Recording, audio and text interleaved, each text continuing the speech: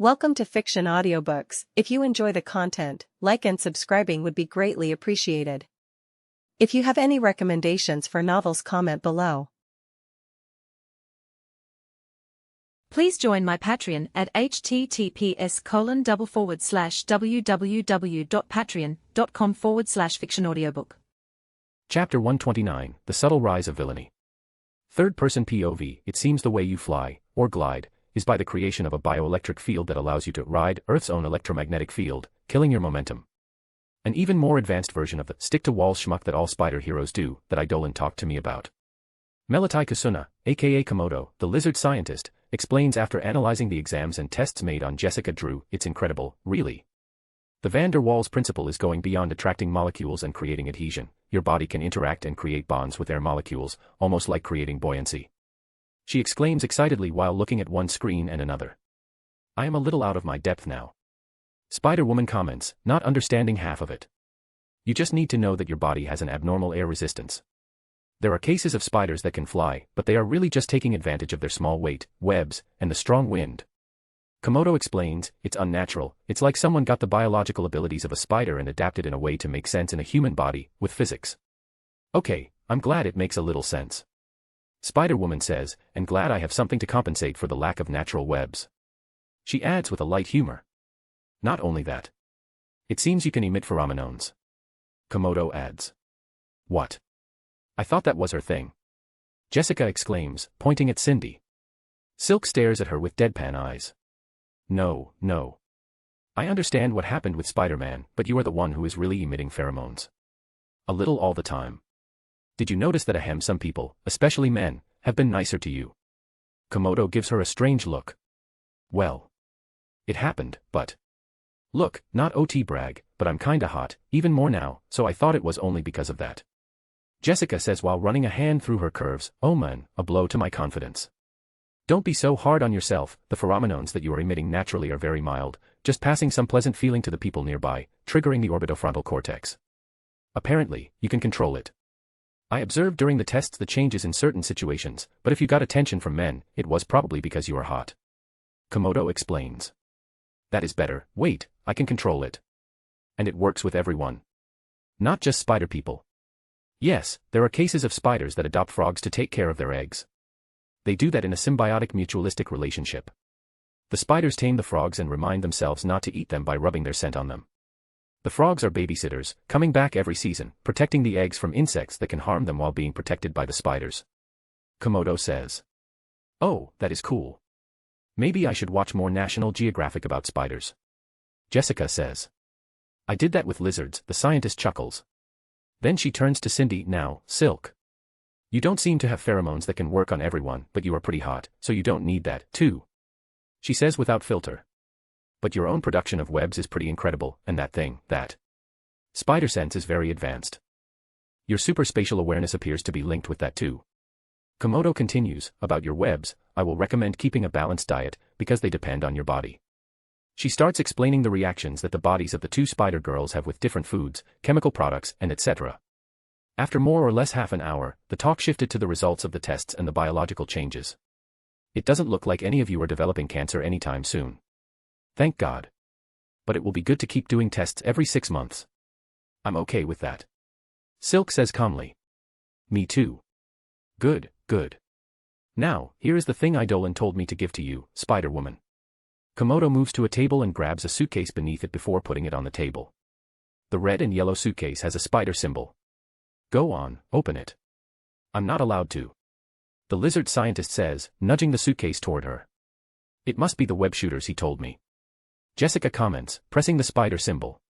She almost jumped when a light was emitted from it and scanned her and everyone in the room. It stopped on her and beeped before the suitcase opened with a TSS. The suitcase opened like a laptop, and the bust of her super suit jumped from it. The web shooters are on each side, and there are buttons and a screen behind them. There is also a small and thin book that Jessica grabs and opens. Instructions. She comments, how to change the password, how to use the web shooters, how to recharge it. And then she puts the book aside. Another costume. Why? It must be a better version. He gave me this one. Red Hood, at least. Cindy comments, raising her arm to show her suit. It's visible that it is of a different quality, much superior. It's UMF, unstable molecule fabric, the same thing the Fantastic Four uses. It's very good for anyone with powers, very elastic, and adapts very well. And super resistant too. Komodo explains. Well, that is nice. Jessica says with a strange tone, but how does he know my size? He has good eyes. Cindy suggests. It stretches. Komodo adds, pointing at the suit. Jessica fumbles with some buttons, removes the web shooters and tries a little, and even makes a holographic image of her costume to appear. What are those things on my armpits? Jessica says horrified, it's him making fun of me. Do I stink? Is it because of the pheromones? She is starting to stress out, even sniffing her armpits. I think. It's a patagium. Komodo says. A what? That membrane that squirrels use to soften the fall, people who go skydiving use something similar. This will work perfectly with your gliding ability. The UMF will act like a second skin, your bioelectric field extending over it, and your air resistance will be much greater because there is a bigger surface. Nice design. Genius work. Komodo praises excitedly. But how did he know? Jessica asks slowly, her voice strange again. Eidolon is starting to scare her. It's those eyes of his. Eidolon is the greatest specialist in the powers of the world, he told me when I met him. He must have identified how your powers work on your first meeting. Komodo exclaims, pointing at her own eyes. Then why go through all those tests? Jessica asks. Well, better be sure. The scientist shrugs, maybe he doesn't want to use his X-ray vision on you and ended up seeing your tarantula. Her sly smile is full of sharp teeth. It's not a tarantula. Okay, good to know. Komodo laughs and starts typing on her computer. Don't write that down. Okay. I admit. It's much more comfortable. Jessica says, half an hour later, after she changed clothes, so breathable. Wow. My ass is nice on this thing. She poses in front of a big mirror, looking behind her to check everything. I will need to get used to those things though. She flaps her wings under her armpits.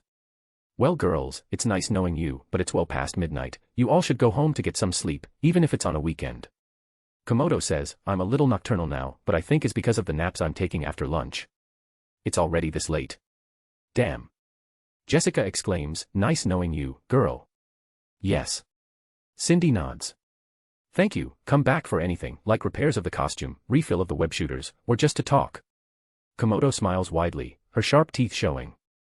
By the way, sorry if I offended you in some way.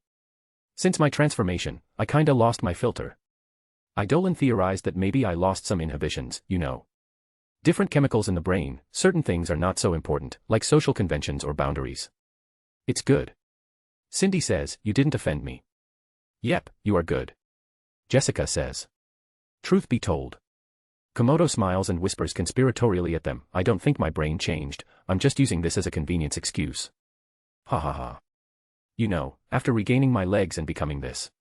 She gestures to her body, it was like a rebirth, how many people have a second chance? I don't feel like wasting it tiptoeing around other people's feelings. Ha ha ha. She laughs loudly.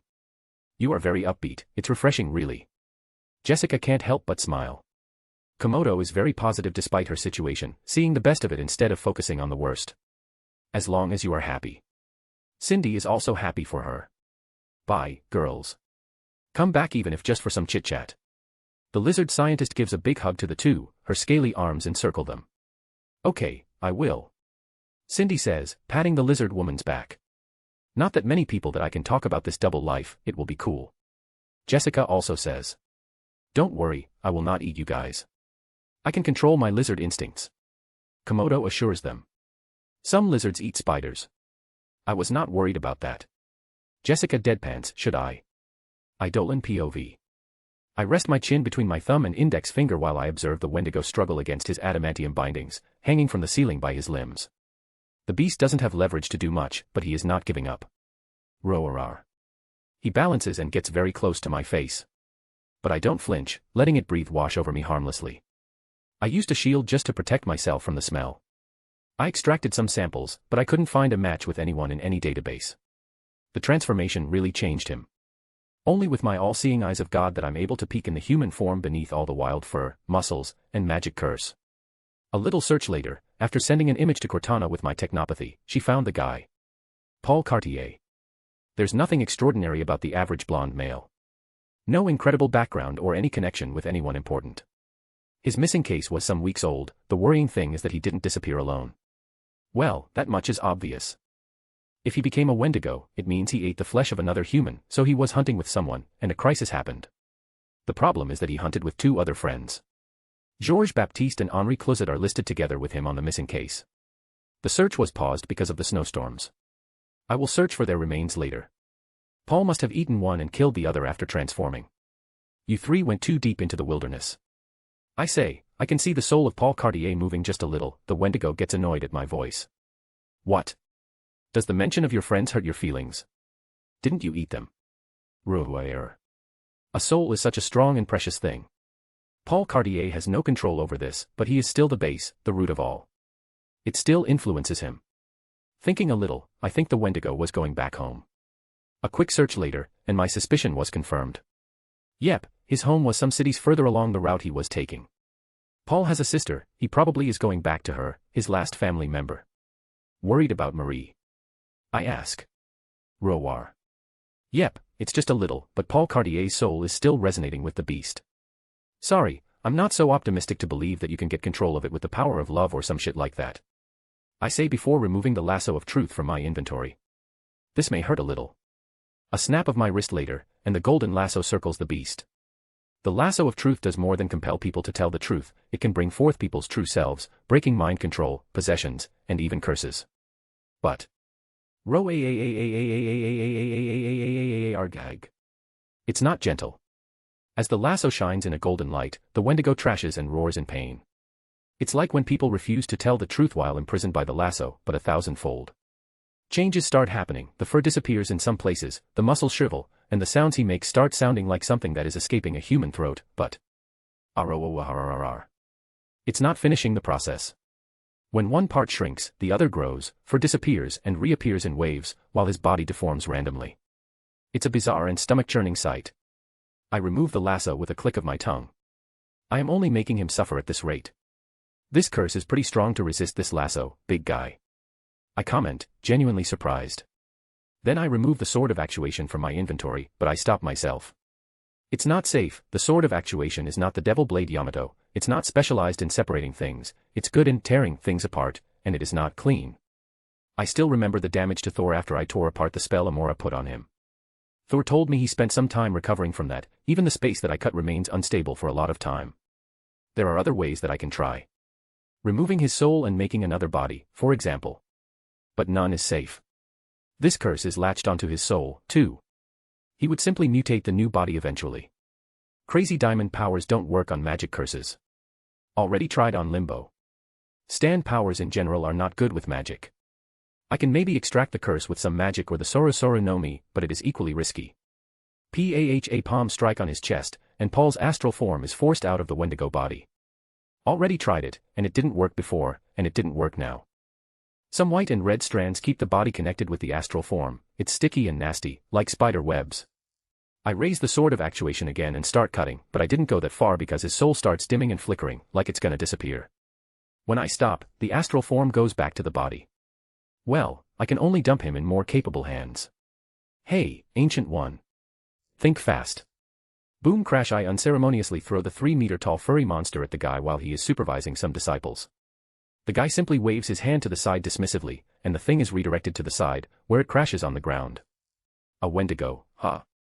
Nasty creature. He comments without caring about the fact that I threw it at him. I'm still a little annoyed with him. I noticed. Any way to cure him? None of my methods pass the Geneva Convention standards. I'm not surprised. Do you know who created the curse? He asks while looking down on the sleeping beast. The Elder Gods, right? Using Tanarak as a template. Yes, but the specific Elder God is a problematic fella. Thon himself creates the Wendigo, apparently a part of Thangarai. Thon. That explains a lot. The guy is on a whole other level. If I'm not wrong, he is the original demon of Marvel, if we put aside the one below all. Do you have a way? I ask again. Like in medicine, when you know the origin of the affliction, things become a little simpler. Some exorcism spells can deal with it, even you can do it. He says that last part like I'm some sort of idiot. While I was staring at him with a deadpan face, he made the Wendigo float and called for me. After following him and grabbing Raven on the way, we found a very unassuming room. Apparently, a place to train and practice dangerous spells, or to go into isolation training like some sort of cultivator. Here. The Ancient One passed a book to me while making the Wendigo float, his limbs stretched in an X. Opening the book, I read this one before, and I found the thing he wants me to see easily. A part describing the Ngarai and a way to banish them. The demon's pawn of Thon can be removed from our material plane with the spell at the end of the chapter. I didn't remember this one because banishment spells exist like grains of sand on a beach. There are obvious the general ones that work in almost anything, powerful and difficult, and equally easy for the enemy to resist. And there's also the specific ones, each to every specific creature, like to every species of outer-dimensional threat. I read a book about spells to ward off your house of imps, like they are some sort of pests. There are some against fairies, gnomes, and all kinds of creatures from folklore around the earth. Are you sure it's gonna work? The Wendigo is not an Ngarai per se, just a guy cursed to be something in the between. I say my worries. That is the reason why I didn't try something like this before. That's why we need to combine with this one. Then he gives me another book. This fucking guy is acting mysterious, just give me all the books needed already. The book that he gave me now, another one that I read, talks about the creation of a medium to capture spirits that try to possess someone. It's a piece of work of a warlock that captured those types of creatures to use them as materials. The book describes ways to enchant objects with the spirits, enslaving them and all that. I give the guy a look. Give me the other one already. Those two books together make a little sense, but there's something lacking. I can feel it. He takes out another book. Good, your magic senses are sharp. To understand what the equation is lacking even without prior knowledge. Those geniuses.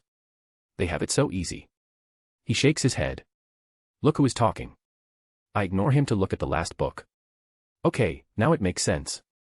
A book teaching how to bleed a curse out of a body and soul. If put in medical terms, it's like removing the impurities, that is the curse, like how a doctor would remove the bad blood of a swelling. There are many methods described, like using soul leeches that will eat the curse or siphoning the curse to another person. You should have given me this one first. I roll my eyes. I guess we are going with the acupuncture method, right? I ask. Yes, soul leeches are rare. I pass the books to Raven, who says, I'm a little lost here. I turn to her to explain, basically, it will be a triple-layered spell. First, we are gonna poke him to create an escape route to the curse, then we are gonna use the exorcism/banishing spell on his body. And because the Wendigo has no plane of origin to return, we are gonna imprison it in some receptacle while it lingers on this plane before it goes back to him. That looks difficult and dangerous. Raven understands things pretty easily, especially the first part of poking on his soul. It can damage him permanently. Don't worry, the three of us can do it. Each with a spell. The Ancient One says. I bet you can do it alone. I comment. But then it would not be a learning experience. He chuckles. There's a guy transformed into a monster here. Raven points at the Wendigo. Shouldn't we prioritize his safety instead of learning? He is not in danger. With us here, in the worst-case scenario, he would lose some memories and some life expectancy. The Ancient One waves dismissively. That sounds pretty bad. Raven replies with a raised eyebrow. That is common with what happened with him. He can't expect to come unscathed after contracting the curse of an elder god. The Ancient One says, it will be good for you two to learn to prepare for the day when I'm not here. HMPF. You are overstaying already. I scoff, and he laughs. In the end, we go with his plan, even though Raven is a little uncomfortable. I think she has an issue with having people's lives in her hands. She still hasn't gone to do anything heroic till now. I will not force her, but it is a little strange. She is a good person, but apparently, she is lacking confidence. Later, I will try to talk about her past. There's some trauma there. After 10 minutes for us to study the spells and to synchronize our actions, we are ready. I'm starting. I will be the one doing the first spell. I go behind the Wendigo, raise my hand, and touch his back with the tip of my 5 fingers. Where I touch lights up with a reddish light, 5 dots remaining on his skin, and then they expand, going in different directions before settling. Then lines appear from them to connect the 5 dots into a pentagram. The spells end with 5 big needles appearing on the points of the pentagram. Each needle has a head with a hole from where it escapes some sort of transparent steam. The soul. Raven. I say, but I didn't need to warn her. She is already casting her spell. After muttering the incantation, and for some reason her personal mantra, she pushes her right hand forward with her index and little finger sticking out. A wind is blown from her hand and hits the Wendigo, filling his mouth and nostrils, that makes a different type of gas to be pushed out of the needles, a more dense white gas, with some red mixed. The concentration of smoke is high, accumulating on the ceiling like a big cloud.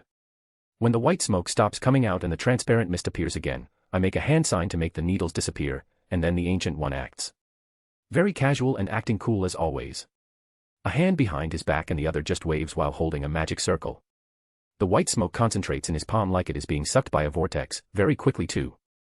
It was over in an instant. He just waved his arm and at the end of his movement, the white mist condensed and was trapped into an orb the size of an orange. Inside, it's possible to see a Wendigo made of mist roaring, the red that was mixed with the white smoke before now making two very angry eyes. And it's done, he says. I turn to look at our patient. He starts shrinking and shrinking till a naked Caucasian male appears. Cover your eyes, my wife. I put my hand in front of Raven while throwing a blanket to cover Paul and letting him down gently. I'm not your wife, and it's not like I want to see a guy's tiny dick. She rolls her eyes. Ouch. I feel for your Paul. But you are called Paul, you deserve nothing in this universe. By the way, mine is much bigger, just a heads up, so you know where you are getting into. I joke. And her glare made me remember that she can shoot magic lasers from it when she loses control. At least the Ancient One laughs, passing me the orb holding the Wendigo's curse while walking away. Shouldn't you keep it? I ask, holding the thing. I have no use for it, he said while turning back and leaving the room. Me neither. I mutter, but it may be useful in the future, so I put it in my inventory. Time to bring this guy back and search for his dead friends. I say. But to my surprise, Raven suddenly asks, Hector, I want to ask for a favor. She says without looking at me. Is she shy? It must be. I'm not gonna turn into a horse. What? What? Go on, ask anything. She narrows her eyes before sighing and continuing, letting the matter rest. It's just a favor with something, a little personal. Okay. I accept immediately. Really? You don't even know what I'm gonna ask. She gives me a side glance. It doesn't matter, I trust you. I say. Like, how can she hurt me? She looks like the type who finds difficulty asking for favors or bothering people in general. It shouldn't be something bad. Maybe some rare and expensive materials for a spell. Fine then. I need to make some preparations. And you can say no when the time comes. She says quickly and equally quickly leaves, like she is running away. Is this embarrassment that I'm feeling from her? Weird. Acting like that, I will start thinking that it is some sort of tantric ritual where she will sacrifice her virginity for power, and I need to be the one to do the deed. Unfortunately, my life is not a porn. Sometimes is a horror. Ruhur. If I were not me would have jumped in surprise, but there's a reason horror games don't give you guns. So you can do camouflage too. I speak calmly with the Wendigo that jumped me all of a sudden after I arrived at the place where Paul Cartier and his friends disappeared. Sir, a secondo Wendigo hit the Canadian wilderness. I joke at the same time I pass through the white-furred monstrosity, moving above him before dropping down on his back, and then using gravitational powers to keep him in place. Boom. It seems that of the three friends, two partake in the taboo meal that is the third friend. Or maybe the first one infected the second, probably in the beginning stages of the transformation, when the Wendigo didn't have the strength to squeeze a human like a tomato. Grah. It roars at my feet, fighting against gravity, resisting. Too bad to it, I beat his friend for long enough to discover which attacks work better on him. So I just strike with my palm, my fingers grabbing his forehead and sending an electric discharge to his brain. It's not a small attack either, a pillar of lightning rises up to the sky. This is not something I normally do, but he can take it. And he is kind of resistant to harmless hacks that can make him sleep, so I need to be a little rough to end this quickly. He is no Hulk, and I can see him losing to people weaker than him because of his bestial mind, but he is very tough. BZZZZZZZZZZZT. Rayarg. It didn't take long before he fell unconscious. Now I can look at him with more attentiveness, my all-seeing eyes of God allow me to see the shape of his soul and confirm that it is indeed Georges Baptiste, one of the three friends. That means Henri Closet is dead. I sigh, feeling bad for only a moment, because I see tragedies constantly nowadays. People sometimes are just unlucky. The world is dangerous and unpredictable already, and they went to hunt at the beginning of winter, probably before the winter really comes, one last time before things get really dangerous, and they get caught in a snowstorm. Can't say that what they did was risk-free, but unlucky. I can at least lessen the tragedy here, that's why I have these powers. Getting off him, I make Georges, why is his name plural? Canadians, float in front of me while I prepare myself. I just learned how to deal with the curse, and I think I can do it alone, but I duplicate myself just to make sure. Two clones grow out of me, and we link minds. I, my main body, repeat what I did before, being the one doing the soul acupuncture, the other two do the rest. Because of my strong and old soul, I always have a natural talent for magic. Maybe a variant of mine is a sorcerer, if he has a part of my talent. And I also start assimilating magic users, maybe not the strongest ones, but incredibly talented cheating Ice Guy protagonists. So yes, I'm very good at hocus-pocus things. It goes without a problem, exactly the way we did before, albeit I did it slowly to assure the safety of Georges. Seeing another naked man is never pleasant, but it happens more often than I would like, so I just wrap him in a thick blanket and teleport him to a hideout nearby. Now, let's hope I can find Henri Closet, or what remained of him at least. For some reason, this forest is strange, dampening my senses, just a little, enough to be annoying but not to be a problem. There must be some ancient magic here. So I decided not to waste time. A body will not make any sound or leak energy, the cold will also hinder the smell of propagating, so using vision is the way to go. Using the Gyro no Mi, the low-key overpowered devil fruit that allows the user to see everything kilometers around them, I can locate the body. I miss Viola. We have a promise. Not only is this power super OP, it can also work with other visual powers like X-ray, so few things can hide from me, and a body is not one of them. I see everything on a 1 kilometer radius. 10 kilometers, a 100.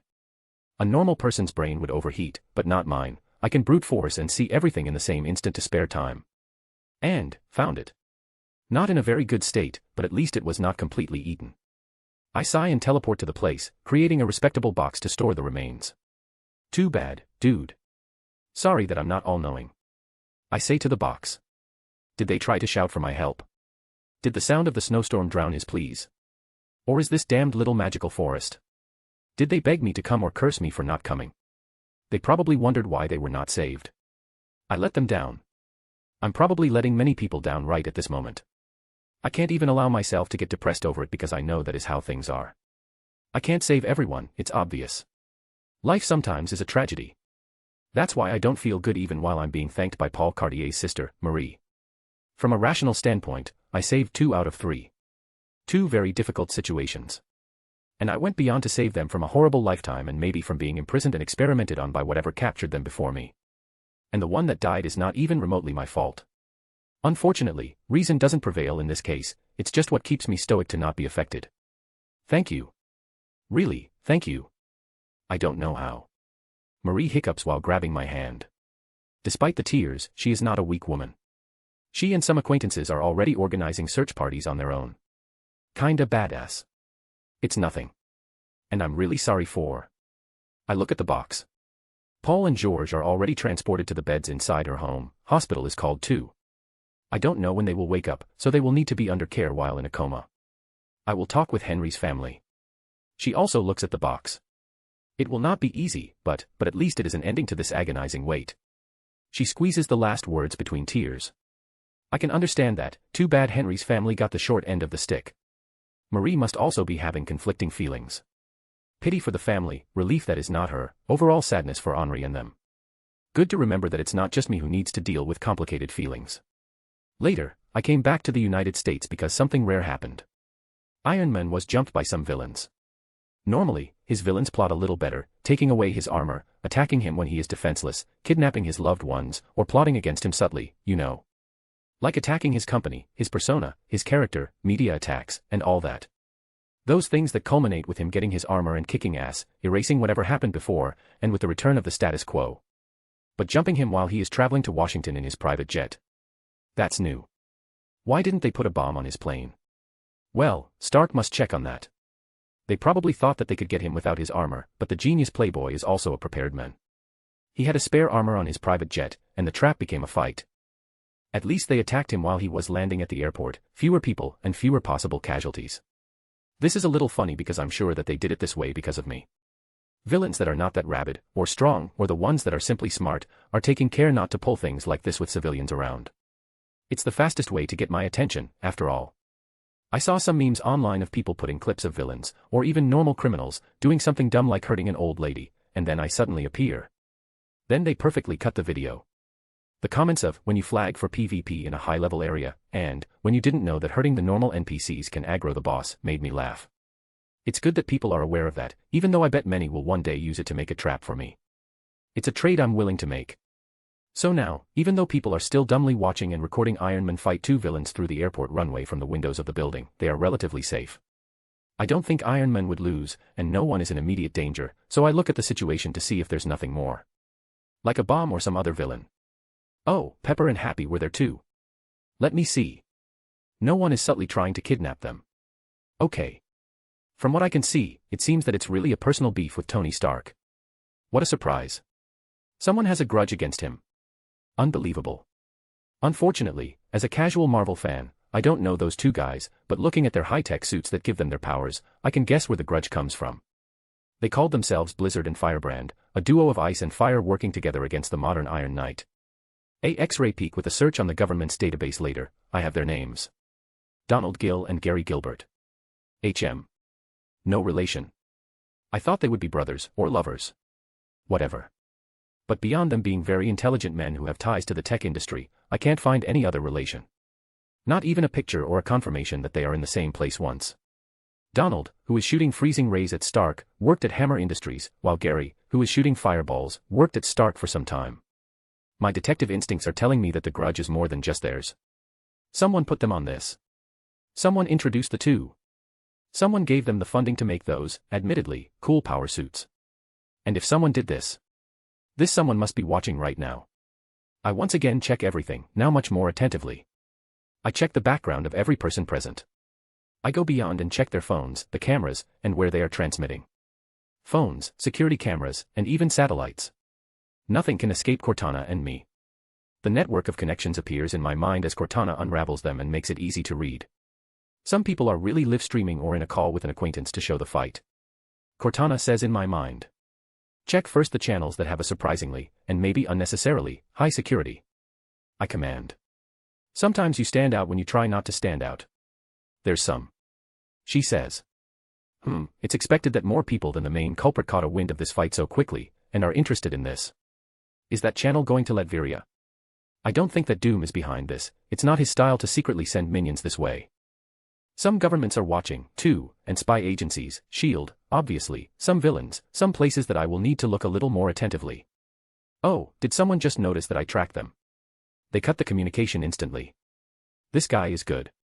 I will investigate it later. Now, Justin Hammer seems to be the biggest suspect here, the one with a reason. Meh, this doesn't interest me, those billionaires. There's a high chance that Justin Hammer is not alone on that, the guy kinda lacks a spine and some guts, so maybe someone is pulling the strings behind him. I could go direct to the guy and read him like a book, quite literally with Heaven's Door power, but let's allow him to do his thing. Using Stark as a bait can be a good way of fishing, and I also don't want to get too much involved in the hero's development. Iron Man, in particular, is famous for learning from his battles and mistakes. I will only interfere if innocents are in immediate danger, like just now. While Iron Man is flying around, seeking a good angle to hit the ice and fire duo, Blizzard created a lot of ice around the airport, trying to hit him, tall constructs of ice that tower over planes and buildings. At some point, Firebrand hit one of them, and now half of it is falling on a plane with passengers. They didn't evacuate because it seemed safe to stay put instead of trying to cross the battlefield to escape. Can't blame them. Stark did his best to keep the villain's attention away in the sky, but it was not enough. Iron Man tries to maneuver in the air to stop the huge block of ice from falling, but the villains see that as an opening and attack him, obstructing his path. Props to the hero, he pushes forward while tanking hits. That is when I act, faster than the eye can see, I appear between the block of ice, grab it, and let it fall on the ground harmlessly. The whole place goes silent, only the sound of the ice crashing destroys it. I enter the hero persona, turning to the windows of the plane, are you guys alright? Don't worry, I'm here. I say, with a corny hero voice of a Saturday cartoon.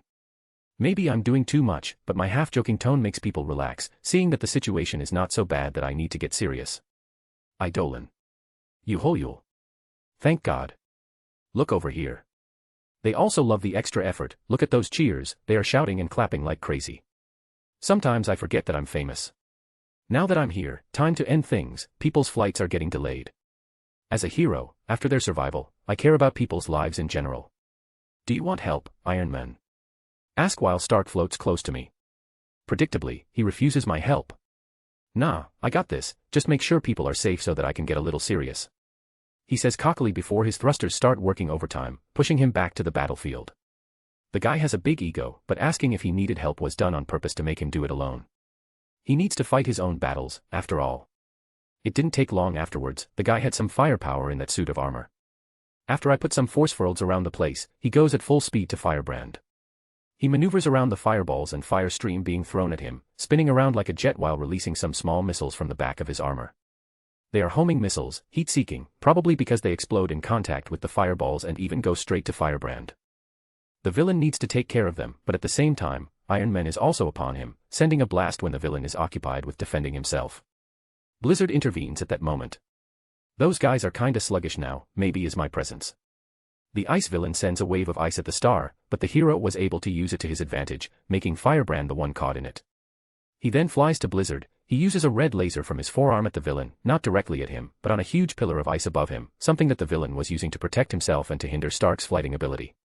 But now the pillar is used against him. Previously, Firebrand would be able to cover for him, but the guy is half incapacitated now.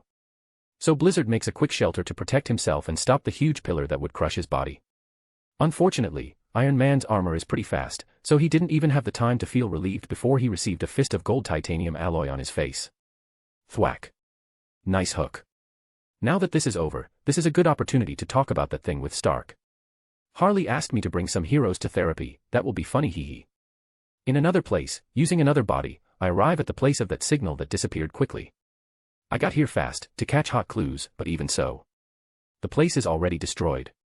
I look down on the collapsed ground that was an underground bunker, the smoke still coming out from between the cracks and rocks. Someone is really twitchy about getting caught, I comment, landing on the destruction and activating Crazy Diamond's restoration power with my feet. Despite restoring the integrity of the ground, there's not much here. The person really used something to vaporize the place down to the molecules, or teleported most of it away amidst the explosion. Unfortunately, to him, or her, I'm the best detective in the world. And I have cheats. My stand, Mr. Blue Sky leaves my body and assumes position. Turu. After dialing, sounds echo, and the stand moves erratically around the place before detecting something. Moody Blues is so handy. My stand starts to change form, revealing who was here before. Oh my, I haven't seen your face after your disappearance. I exclaim, a smile appearing on my lips. I have only seen pictures of him before he went full emo. Hello, Mr. Sinister. I was only for you regarding your extended life on this planet. It's probably a clone, because the guy is too careful and egomaniacal to be hanging around here, and it also doesn't have his exaggerated vampire cape. But now I have a clue. I also have the data I got from his counterpart in Miles's world. It's not the same, but increases my chances. I let you to your own devices for far too long, Sinister. Time to go into a gruesome hunt from one of the most annoying villains. It will be fun, I'm sure of it. A.N. Hello there. Here is the link, without spaces. Hope you all enjoyed it. Make a comment because interaction motivates me to keep writing. Thanks for reading. Till next time and stay good y'all. Bye bye. Chapter 130, Multitasking. Third-person POV. Some of the ex-girls of the Xavier School are waiting in the front garden because today is the day that they're gonna visit the woman who made Ileana's costumes. But is it really okay for us to go? Isn't there like a lot of secrecy around Idolan's people? Jubilee asks the group in general, but it is Ileana who answers with an uninterested tone, like they are worried over nothing. It's okay. It was Edna who asked to arrange this, and she doesn't care about any secrecy. Edna, huh? Real name? Kitty asks with interest. I think so, didn't Google it or anything. Ileana shrugs. I am gonna do it right now. Do you know her full name? Kitty takes her phone, but she only goes as far as unlocking her screen when a dark portal appears nearby, and Cassandra steps out of it with Rover on her heels. Shadow. Kitty jumps to hug the hero. And hello to you too, Rover. Then she goes to rub the monster dog's head. Aren't you handsome? She doesn't look bothered or scared of the creature that can blast the whole area into dust. The dog seems to enjoy it too, closing his 6 eyes slightly while wagging his tail. The other girls greet her too. Almost all the female X-Men from Jean's age bracket are going, with a few exceptions like Ron Sinclair, Wolfsbane, Soraya Kadir, Dust, Lorna Dane, Polaris, and Magneto's daughter, who started frequenting Xavier's mansion in a way to bridge the gap between the groups. Mostly to get away from her father. There are many reasons for that. Some are shy, there are already a lot of people going, even Aurora, who was invited, refused to let the girls have their time. Even though the girls really consider her part of the group. And she said that she loved her outfit. The ones that are going are Ileana, Kitty, Jean, Jubilee, Rogue, Tabitha Smith, Paige Guthrie, and Laura Kinney. Anyone more? Cassandra asks in a calm voice while looking around. The ex-girls are already thinking they are overstepping, but Shadow doesn't seem to mind, even looking like she is expecting more. Yep, that's all. Kitty answers. Let's go then. Shadow nods and presses a button on her wrist, and a dark portal starts swirling close to her. Already. Wait. Can't you give us some heads up? Kitty calls her. I'm a little nervous.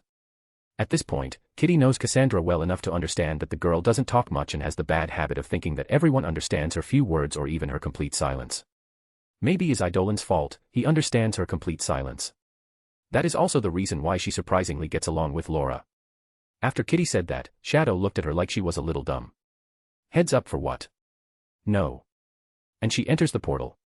Kitty stays rooted in her place before Paige laughs. Come on. Let's go. Paige, aka Husk, is the first to move to the portal. I just wanted to make sure that I gave a good first impression. Kitty mutters. That is not a job interview, Kitty. Rogue rolls her eyes and walks to the portal, too. Am I wrong? Kitty asks while the rest enter the portal. No. Jean shakes her head with some amusement. But relax a little. Ileana said that this Edna woman speaks her mind. If she roasts me, I'm gonna cry. The girls and dog cross the portal to arrive in a very plain room, the wall apparently coated in some kind of metal, and a single double door in front of them. Shadow approaches the small panel on the side and presses some buttons, then the walls scan everyone in the room, and only after that does the door open with a TSS. As expected of Eidolon, the guy is careful. Tabitha, aka Boom Boom, comments after watching the green light that passed through her body. Lax. Shadow comments. Lax. This one is lax. Jubilee asks, and Shadow just nods before walking through the door. What they found on the other side is just a very long corridor illuminated by a line on the ceiling. There's still a corridor and the security is lax, she said. Paige comments. A very straight corridor. Jean observes, I guess there's something in the end to attack us. She suggests while looking at Shadow. Once again, the hero nods all around. He uses her finger to gesticulate to the ground, walls, and ceiling while making a circle. Now they are looking at those plain metal walls differently. Knowing about Eidolon's, always prepared, nature, they can safely guess that it is not anything easy to deal with. Lax, she said. Someone chuckles. What they don't know is that the security on this part is really lax. This route will hardly be the one that an invader would choose, all because Edna is not keen to hide herself. There's a higher chance of someone just dropping on her mansion from above. The ex-girl's jaws would hit the floor if they knew about everything that could emerge from the ground in Edna's garden. Finally, they reach the end of the corridor only to find an elevator waiting, big enough to fit all of them comfortably. I bet it's for big people, like the Hulk or Gigantomachia. Kitty says while looking around the spacious elevator. Did you guys notice that you can't feel if it's going up or down? Rogue asks. I thought I was trippin'. Paige exclaims. They can feel that it is moving, but not in which direction. They also didn't have time to figure that out because the door opens, and now they are greeted with something more than a sterilized aesthetic. They found themselves at a high point, even though they can't be sure if they are not underground. In front of them, there is an invisible staircase that is stuck on the wall and would bring them down to a very aesthetically pleasing room. There are statues, plants, a small waterfall, and many other things that would give the impression of a purposeful chaotic place. It looks like a cave, but it is still modern. This is a rich person's house. Paige comments. That's true. Ileana confirms with a nod. There you are. I was waiting for all of you. Suddenly, a nasally excited woman's voice greets him, and they look to the side to see a diminutive woman wearing glasses and with a bob cut floating in a high-tech chair. Hello, Edna. Ileana shows a rare true smile, very different from her usual smug/scornful expression that she shows most of the time. It seems she has a good impression of the small woman. Oh, darling, how have you been? Is the costume we made serving you well? Edna turns to the blonde girl with a fond smile, like an aunt who loves to spoil her niece. It's cool. I didn't have a lot of opportunity to test it for real, but I love it. Ileana answers with a nod. I'm glad this way. You are so young. I will have some words with Eidolon if he puts you in danger. Ugh, I'm not made of sugar. Ileana rolls her eyes. I know that, darling. Edna says softly, but the universe is unpredictable, and you have an unnatural disadvantage in experience against most of the evil around. Ileana huffs in a little annoyance but doesn't talk back. She is not inexperienced, but she also can't argue that she has a lot of untapped potential. That's what Eidolon said to her. Eidolon didn't treat her like a fragile, stupid kid, or tell her that she isn't ready. He said that she can be even more ready. If she is good now, imagine her at 15, trained by him. That is how he curbed her tendencies while everyone else failed. He didn't point out her weakness, her age, something she can't change, but talked about her strength. Now she is more obedient to him. After all, she is a preteen with teleporting powers. If she wants to go somewhere, she will go. Most people can't stop her, and everyone else has failed to convince her. Edna also talked a little with Shadow before finally turning to the ex-girls. And here are the girls I was dying to meet. She jumps out of her hovering chair and climbs the first steps of the staircase to greet them. Look at you all so naturally beautiful. Models can't hope to reach your knee. Ah, stop hee. Kitty giggles. No, I will not haha. Edna replies with a small slap on Kitty's side, matching her energy. Come, I will get to know all of you better when we are settled in very comfortable velvet chairs. She starts walking down the staircase, her hair jumping with each step while urging everyone to follow her. She looks nice. Jean comments, very friendly. Not crazy like Harley Quinn. Don't lick my face, you mutt. You are making my hair sticky. They watch Edna push Rover away. Here, some treat. Whoa. Look at those. Is this a white and gold Eidolon suit? Damn it. So cool. Kitty says, her loud voice slightly muffled by the glass she is pressing her face against. It's like a premium version. I want to see him on that. The girls walk through a wall full of hero suits on display. They can obviously recognize most of them, even with some variations, but some they have never seen. This one is from that new Static Shock guy. I prefer this black and gold. Kitty says. Black and gold and electric powers. Like Aurora. Jean comments. Coincidence, huh? Tabitha says. Maybe he is another nephew of hers, like Spike. Jubilee half jokes. Isn't this just a white suit? Kitty passes through a normal, seemingly expensive, but normal three-piece suit. That one is just a black dress with some green. This one is just pants. Maybe it's for someone like the Hulk. And this one is a little revealing. Oh, Murasaki has so many variations. Kitty goes to fangirl over the many samurai outfits of Seiko. Look at those exaggerated samurai shoulder pads. So cool. On the side, Paige comments while looking at a certain costume, who is the witch goth chick that wears this? She points to the display with her thumb. Raven. Shadow says with a calm voice. Raven. Kitty turns with a confused expression. But Shadow does not give any more information. Do you guys like my work? Edna asks while getting close to them. She just arranged for a lot of chairs to be brought to this room. Eidolon is also pretty capable, but sometimes he goes too far and sometimes he goes too small. Like that one. It's his original suit, you know. Look at that atrocity. She points with a pen. Everyone turns to look at the suit displayed close to a ninja variant of Eidolon's suit. It's just a plain black full-body suit, no skin exposed. It's a little plain. Kitty says slowly. Can he even see through this? Tabitha asks. He is Eidolon, he can see through anything. Paige answers. It must have been a prototype. Jean guesses. Or something inconspicuous before he went hero. Rogue completes. You two are right. It's his first one, and apparently, he didn't plan to become a hero so soon. So he needed something more to become a symbol. Edna strikes a pose with her hands extended to Eidolon's actual suit. The black and white suit that everyone in the world knows, and then he puts a mantle over it, bleh. Why hide greatness? She stops and makes a disgusted face. The guys laugh at her antics before Edna continues. Now, enough about that big doofus, time to talk about you all. I have to say something that was stuck in my throat for a long time. Question mark. That lemon yellow is a crime. How could you all wear that? It would give me hives just by touching that. Edna shot dramatically a forearm over her forehead in suffering and with black nonetheless. At least change the tone. Well, it's the professor's favorite color, they already existed and are useful. We just changed a little, keeping the colors because we are a team. Jean explains with a small smile. She doesn't mind the yellow, but she doesn't think black is her color. Yeah, time to grow out the kid pajamas. Let's get into some real costumes. Something that will bring all of your good qualities forward. Something iconic. Something heroic. Something sexy. Edna wiggles her eyebrows. Are you guys 18? The girls laugh, and Kitty answers, no, only Jean, that will be 18 next year. Then I will hold back a little, but don't worry, I can make you girls sexy without becoming vulgar. Then she smiles conspiratorially at them, if you want, I can even project some fun versions of your hero costumes to some special boy. Now this interests them. What girl would not want some secret weapon to use in the bedroom? Especially in the peak of their teen hormones, but they are obviously embarrassed to say that loudly. Even Lady Jade asked for some interesting costumes.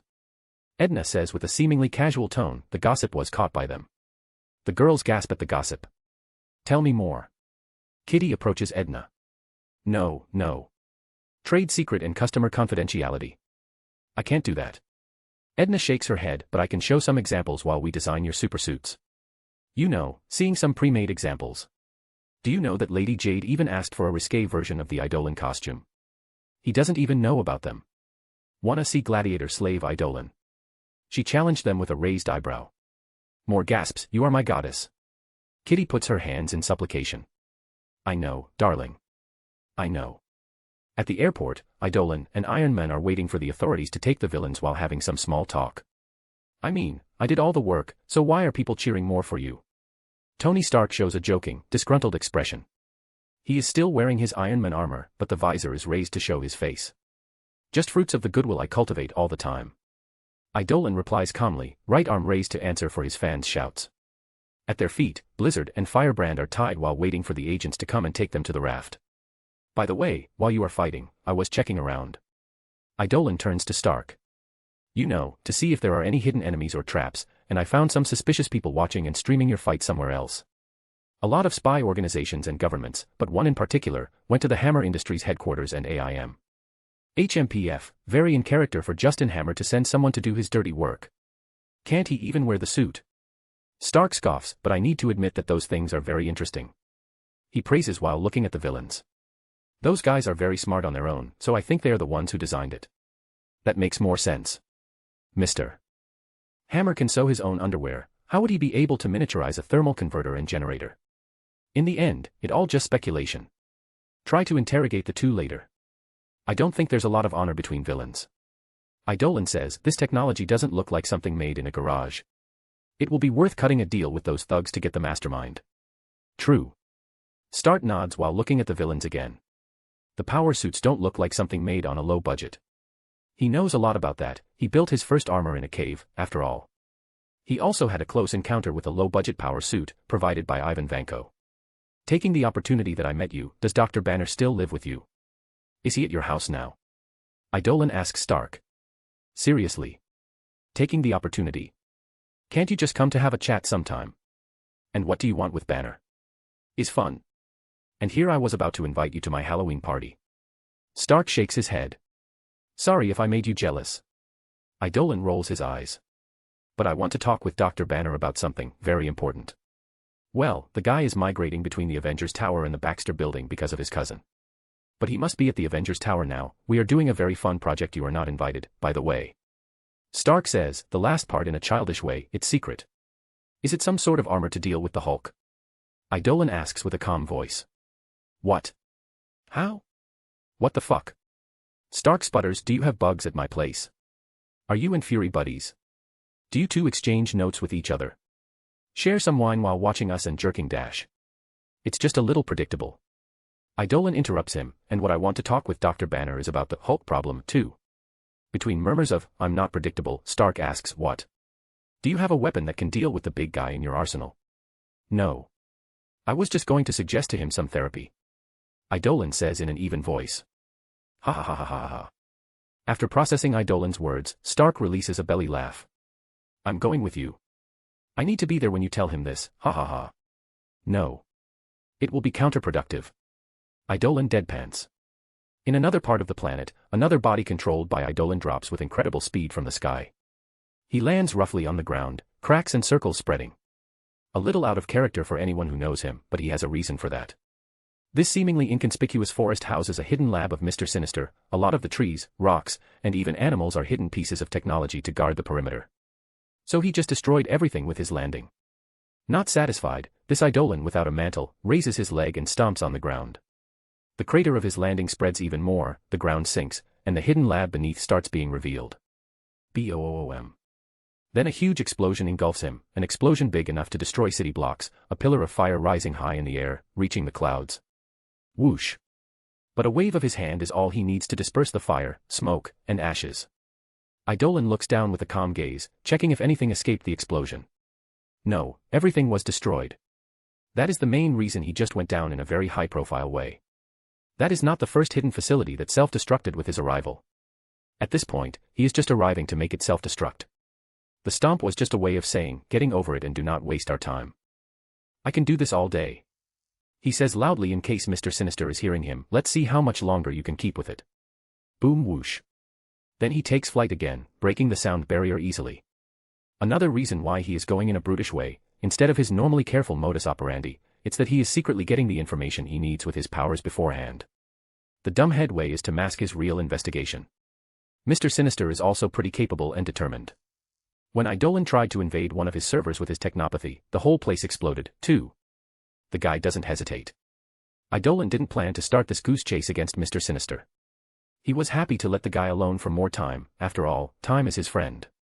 In long-term schemes and even in fights, the more time passes, the more the chances of Eidolon winning would increase. This was reflected in his last big fight with Annihilus.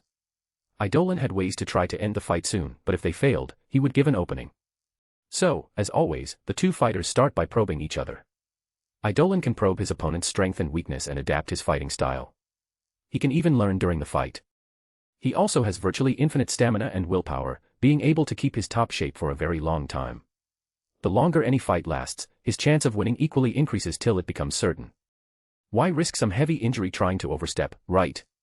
The same can be said about all those villains plotting against him in the dark, about all the threats and crises that he knows will happen. He can try to end things before they start, but the unpredictability of the consequences and the fact that he can get even more ready than his opponents hold him back. He has been in this hero business for less than a year, and Sinister has been in the villain business for a century. He is not that confident that he can uproot all of Sinister's plots if he doesn't prepare thoroughly. But now he can at least do a lot of damage to the man's plans. His recent travel to Miles's universe gave him some impossible to obtain information. If before he would be able to only make a small dent in the villain's plans, now he can really hurt the guy. It will be great if he can really kill the villain once and for all, but the alternative is making the guy go into hiding for even longer. Giving him even more time to prepare and get stronger. It was an exchange dilemma. Before, it was not worth it. Now, putting on the balance, destroying a huge quantity of the villain's assets weighs more than making Sinister wary of him and complicating a future crash between the two. If he were only to destroy half a dozen labs and be done with it, he would not act. Now he is serious, so serious that he didn't even call anyone to help and treat this as a learning experience. That is how serious he is. This Eidolon then feels some eyes on him and looks up while flying at high speeds. He then changed directions, flying out of the planet in an instant and then going through a satellite, destroying the thing in an instant and going down to the atmosphere without even slowing down. The planet has a limited space. He says while flying down at hypersonic speeds, he enters a mountain and suddenly he is in a hidden facility, grabbing the neck of a clone of Sinister, and you are trapped here with me. BOOM. Such an annoying guy. That is the other reason I was procrastinating in dealing with him. Eidolon thinks while multitasking with his other mantle-wearing body, maybe I was hoping for a death note. Would it even work in this universe? He would probably not use it because it worked, he would attract the attention of Lady Death. He complains about doing hard and boring work, but he doesn't take shortcuts. He cheats, though. When it's safe. The hero then turns his attention to the people nearby while still controlling the body, traveling around the world and frustrating Sinister's plans. Teleportation is pretty handy. I will try to replicate with technology. Stark comments after Eidolon helped him. Pepper and Happy quickly go to Tony's Malibu mansion. You should first put some precautions against teleportation in this place. Eidolon comments, and any other place that is important. That is a good idea. Stark points out, walking out of his armor before pouring himself a drink but without knowing how to do it, I can't know how to stop it. I have a lot of detection, so I will be warned if anyone invades. It's scary to think that someone can just walk into your home. Pepper comments before she looks at Eidolon, oh, I'm so sorry, Eidolon. I didn't mean like that. She panics a little. It's okay. It's a natural line of thought. He waves her off, not offended. Statistically, I bet people without teleportation powers invade most places. Wasn't this place invaded by S.H.I.E.L.D., like a dozen times? True. Anyone can do anything with the right tools. Stark surprisingly comments, some people are just afraid of the ones that are born with those tools. It makes little sense, really. Normal people can do evil, just not as easily. There are a lot of conspiracy theories that are true, but I'm not gonna bore you all with that. I'm going to visit Dr. Banner now. Eidolon says.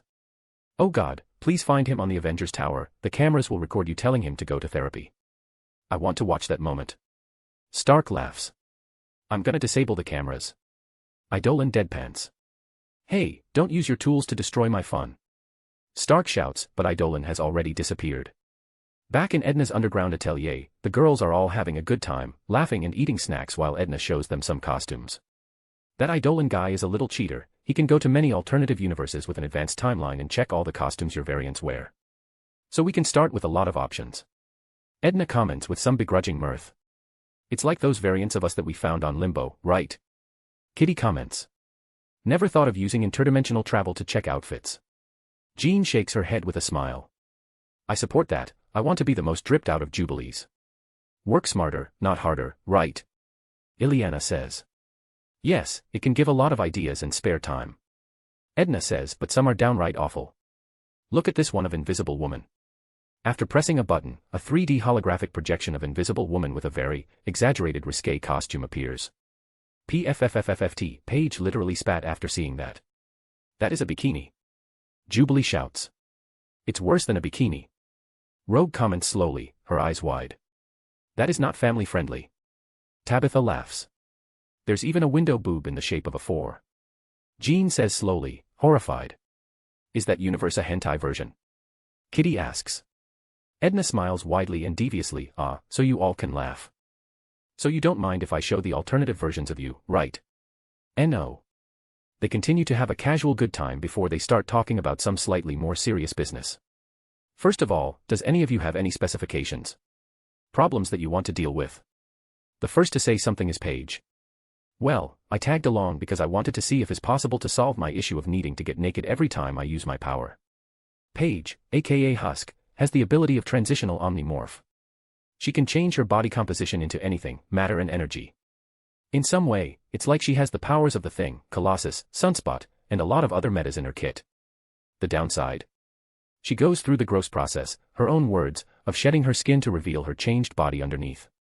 No clothes ever survived her transition. A problematic power really. Almost like my natural enemy. Edna comments thoughtfully while looking at her file, but then she stands up in her seat and declares proudly, but that is what makes this interesting. I accept this challenge. The diminutive woman drops the raised keyboard on the armchair in her lap and starts typing quickly. Let's keep the design aside and think about how we can circumvent the destruction of your clothes. We have some options, like bleeding-edge technology, but I don't think Eidolon will allow us to use it. Edna mutters while typing frantically, self-healing fabric can work, but not as fast as you need, and if it slows down your transition, it is useless. A super suit enhances someone, it does OT hinder. She shouts the last part with pride in her voice. The passion for the craft exudes from Edna with a lot of intensity. We can start with a 2-phase prototype. Any choice of accessory? No, it will be a bracelet then. No, it will be 2 bracelets. After going through the specifics, Edna starts designing the suit. Using Paige's favorite color, red. But some wear yellow and black to pay homage to their school. Everyone accepted having some details in yellow, at least. There's always a yellow X somewhere in their new design, maybe on the belt, the shoulders, or even crisscrossing the whole torso. Edna finishes his typing with a dramatic going down of her index finger. It will be something like this. Another 3D projection shows a female form, which they can guess represents Paige, standing still with her newly designed red supersuit covering her body. Another press of a button, and an animation of her suit liquidifying and flowing to her wrists before solidifying into 2 loose ring bracelets appears. That is handy. Paige's comments impressed. It's technology similar to Eidolon's actual supersuit. But he can control it with his mind. We will need to establish a password for you to transform it. Normally, it goes with you writing a pattern, and the smart atoms will change shape. Edna explains. Eidolon uses that. Kitty asks. Yep, he can transform in an instant. Edna answers offhandedly. Do you know him? Like, personally? Jubilee asks curiously. Yes, you would never see his civilian identity in me interacting, but I know him. Edna continues with a casual tone. Sometimes I forgot the guy has a double life. Tabitha laughs a little, to me, he is just Eidolon all the time. Ho ho. That is not far from the truth, he is more Eidolon than, you know. Edna laughs. At this moment, someone appears carrying a tray of tea. She knows him too. But don't ask her anything. Edna points at the woman, who is none other than the girl Hector brought from the One Piece world, Baby 5. Now called Quinn. Baby 5 has deep-rooted issues. Like Edna said, she can't say no to anyone. Hector starts dealing with that, becoming the most important person, his orders are absolute, and no other person is able to surpass him in her heart and mind. With that, he gave her specific instructions to ignore orders from others. Then Hector gave her to Isabella. Baby 5 worked as a maid for some time before they noticed that it was a little counterproductive to her development. So Hector, after a long explanation on how he is not abandoning her, put Baby 5 under Edna's care. The objective? Give the woman some confidence. Why are you slouching, girl? Walk confidently. You are beautiful. People should be glad that you are in their presence. It's a gift in itself. You don't owe anyone. They owe you. Edna slaps baby Five's thighs and butt with a rolled magazine. Kaya. Fight back. Get angry. Paw. Amidst the chaotic scene, baby Five finally put the trail with tea down and moved away from Edna, running away almost. Hashi is a good girl. Such a sweet child. I love her. Edna relaxed, any signal of aggression disappearing from her. Thank you for the tea, darling. She says casually that the previous scene almost looks like a fever dream. You're welcome. Baby Five shouts back but doesn't get closer, leaving the room. The girls have strange looks in their eyes, except Shadow and Ileana, who are already getting their teacups. She has a very deep trauma, abandoned by her parents and all that. Now she feels that she needs to please everyone. She literally can't say no. For real. A lot of people took advantage of that, before Eidolon swept her off her feet and is helping her now. Edna sighs, do you know how hard I tried to remove that maid outfit from her? She shakes her head. That is awful. Jean says, empathizing with the woman. Indeed. Does that mean that if I ask her Eidolon's identity Paige couldn't even finish her sentence before getting a blow from Kitty on her stomach. Okay, sorry. It was a joke. I don't think you would be able to get that information from anyone, darling. Even from her. Eidolon spent hours and hours going through things she needs to keep a secret and not do. Covering all loopholes and all that. He helped go a long way on healing. Eidolon really does more than punch villains and rescue cats from trees, huh? Tabitha comments. Girl, only if you knew, Edna drawls. Anyway, let's continue. What about you, Jubilation? Jubilee groans at the use of her real name, ugh. I like my coat. I don't mind the skin-tight super suit underneath, so I would like to ask you to make a super-resistant coat. She doesn't try to correct Edna and says her desire. No capes. But Edna denies her request. But is a coat. No coats either. But Static Shock wears one. Kitty tries to reason. Grr. That is Eidolon's bad influence. Edna growls, all right, you can ask Eidolon later. I will allow you to insult my art this time. Only because I like you, darling. Thanks, Edna. At this point, they are used to Edna's intense personality, so they just go with the flow. Don't thank me, I'm hurting you by allowing that. She sighs dramatically, making the girls hold back a laugh. Excuse me? Can you say that again, Eidolon? Bruce Banner was so confused that he removed his glasses and wiped them clean before putting them on his face again. Maybe he needs all 5 senses to understand what Eidolon is talking about. The black-clad hero found Banner in the middle of some projects, nothing so important that the scientist couldn't stop to give Eidolon some time. You didn't hear it wrong. Eidolon says calmly, leaning on a table in Bruce's lab. Simultaneously going through everything, even some protected files, I want you to do some therapy. He crosses his arms. No offense, dude. But therapy will not work on my problem. I tried. Bruce scoffs. No normal therapy, indeed. But I'm offering someone equipped to deal even with a problem the size of the Hulk. Eidolon says. Bruce doesn't appear convinced. After so many failed attempts, from therapy to esoteric Tai Chi sessions, his faith in external help hit rock bottom. Have faith in me then. Like if reading his mind, Eidolon speaks, you can't continue like this, Dr. Banner. As a time bomb. You're alone before, but things have changed. A whole plethora of new methods you can try is available for you now. The first I want you to try is superhero therapy. Superhero therapy. Bruce repeats, amused. Yes. I really want the Hulk issue to be solved, for everyone's sake. But before jumping to drastic measures like separating you two in some way, I think we should try therapy. Eidolon declares with conviction. I don't know. Bruce shakes his head. Try for the people that you care about, your cousin. Betty. Eidolon delivers some low blows. You need to do something to repay their faith in you. I'm doing something. Bruce replies, almost incensed, but he calms himself quickly and turns to his computer. Eidolon watches Bruce ignore him for some time before talking again. I don't think something to kill you would be approved by them. Bruce turns around slowly. Wouldn't you do the same in my place? He asks with some defiance. On your place? I already do that. Eidolon chuckles. Surprises appear on Bruce's face. Hey, do you think I only make contingency plans for others? No. The thing is that it is not so simple to create something to stop me in case I am mind-controlled or simply evil. Eidolon then uncrosses his arms and points at Bruce, so the contingency plan against Eidolon is you. And Thor. All of the Avengers, and other hero groups, even the SCP. Everyone. Eidolon reveals being strong alone is not enough and not the ideal. I want everyone to grow in their strongest and ideal version of themselves. Normal people and heroes alike. Eidolon's eyes change a little, gaining a sharp glint. Make no mistake, Bruce. If needed, I will kill you. But I really don't want. Do you want me to do that? The threats send a shiver even in Bruce, the man who is prepared to die, and even welcomes it. The hero's eyes then soften a little. Now put yourself in my place. Do you want to kill me? Or any of our friends? Jennifer. No. Yeah, yet I will do it, man. To keep the world safe, I'm willing to make the hard decisions and do what no one wants to do. But I want to try everything else first. I want to give everyone a chance, but it's hard when you don't give yourself a chance, Bruce. The change in the way Eidolon is addressing him is visible. From Dr. Banner to Bruce, he is asking as a friend. Let's try everything possible, Bruce. I know that failure hurts, but there's still hope.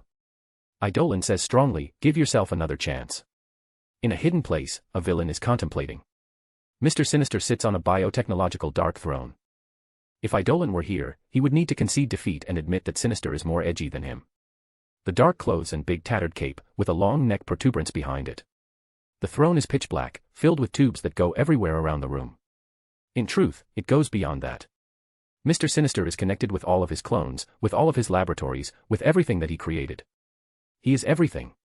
He would never allow control to slip from him. And at the same time, he is completely detached from it. His face is impassive while he stares from above his interlocked fingers at the many screams signaling his losses. His clones dying, his facilities beyond destroyed, his projects lost. But that is all inconsequential in the face of his true objective. He wants to understand everything about meta-powers and genetics. After that, evolve or create the strongest being. The greatest human. Right now, he is in a dire situation, but an opportunity exists. If only he could acquire a small part of his pursuer, just a small sample. He is playing a very dangerous game of chess, sacrificing his pieces just for this small victory. His conviction is unwavering while his years of hard work are destroyed before his eyes. But after everything, he is still failing. Eidolon is dealing with anything he is throwing at him, dodging all his attempts to acquire something from him, never letting his guard down. It annoys Mr. Sinister how perfect the hero is. It's ironic, really.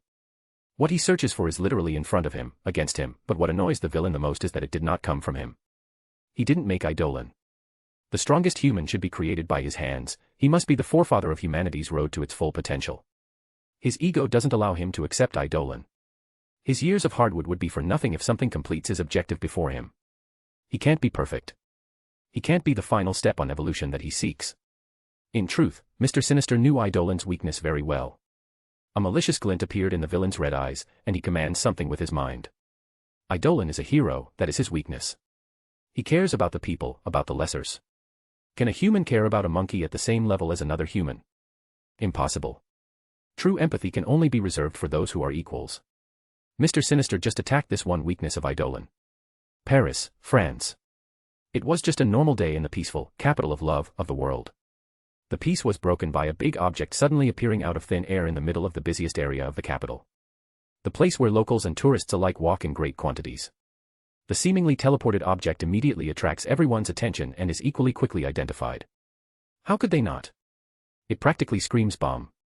It's cartoonish evil, shaped like a nuclear warhead, with a countdown. To be more obvious than that, only if the word bomb were written on it in shining letters. The most worrisome thing is that the countdown does not give the people any chance. Only 10 seconds, now 7. Many can't comprehend the sudden change of the situation, things were peaceful 5 seconds ago. And now they are about to die. But panic is a disease that spreads quickly. When the ones with the quickest minds understood that they just fell victim to something supernatural in nature. They shout, run, fall to the ground, cry, or all of it. The other follows the example. Chaos ensues. 0-0. Some are still in disbelief. This is not normal, but their brain mercilessly reminds them that the world is not normal anymore. 0-0. It's a merciless place with people with the powers of a god that can decide others' fate with a simple gesture. 0-0. What cruel joke. Tragedy can happen just this fast. No one is safe. 0-0. The world is unfair. This thought crossed everyone's mind when they reached the 5th stage of grief in record time. 00. Beep. But hope is really the last thing that dies. Whoosh bzzzzzt swan. In the shape of a black-clad hero that suddenly appears above the floating bomb, his hand sweeps downwards, and a buzzing sound echoes as his movement seems to swallow space, the bomb disappearing like he just snatched it. With a giant invisible hand.